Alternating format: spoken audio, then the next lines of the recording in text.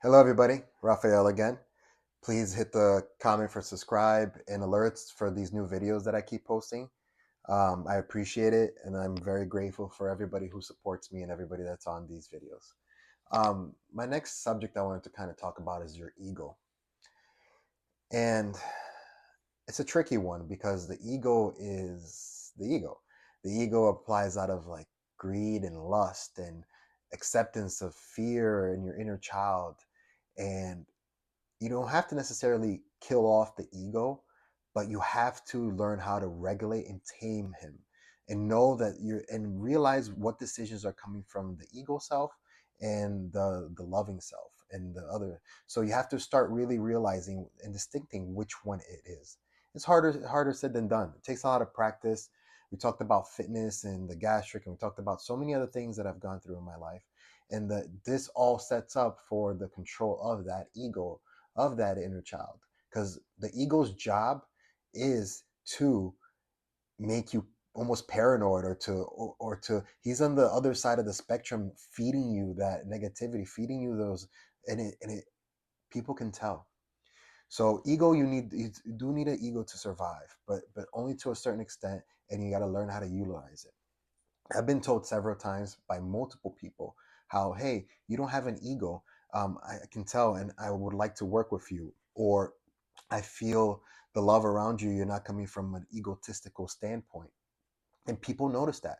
If they are aware, they notice that, or if they're not aware that they notice it, but they do feel it in some sort of way. It's just where they are in their awareness of their journey. But I know multiple people that their egos are screaming for help, and their inner child feels no love, or they never got that, and they're not willing to take ownership of their actions, and therefore the ego takes control and keeps feeding the mind of that negativity, of the you're not worthy, you're not the best, you need more money, or you need more toys to show off, or you need to sleep with more people. That is the ego talking. And if you and you have to start to become self-aware of that. Again, it takes practice. It takes hacking your subconscious mind. It takes noticing your traumas, being self-aware of your traumas. And as you continue to evolve and grow in your path of awakening, you'll see more and more that what are things that are driven by that ego, and not necessarily your truest purpose of love. We talked about being in your zone of genius, right? And being in your zone of genius means you have to operate from one authentic self. And by operating on your zone of genius from your authentic self requires your ego to be put away, requires you to really look into what truly makes you happy, and not that you're doing this for a different kind of gain based off an egotistical mindset. So you start coming from love, you start coming from acceptance, you start coming from awareness. You'll get way further in life than coming from the ego, who's chasing short term dopamines, who's chasing trauma, who's chasing attachment, who's chasing greed and superficial things that are going to be gone when you're out of this world. And the people that you surround yourself with. So if you start attracting people, you're attracting people from an egotistical state. You attract the wrong crowd. You continue your own behaviors, patterns, and it becomes harder for you to break those cycles until you're truly hurt and you truly go through a dramatic event. And the goal to this channel, and the goal for everything in life, is to really be aware of your these patterns and start breaking them before you go through more trauma in your life. The last thing we want to go through is more trauma, and we need to evolve as a whole, as a collective.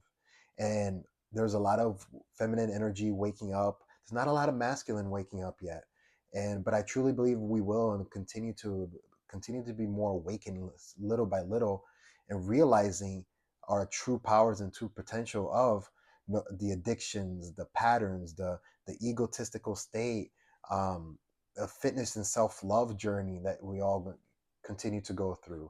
Like, we're all struggle with something, and don't give the ego more power than it should have, because then you start losing control of your life and who you are, and you continue to attract the things that no longer serve you.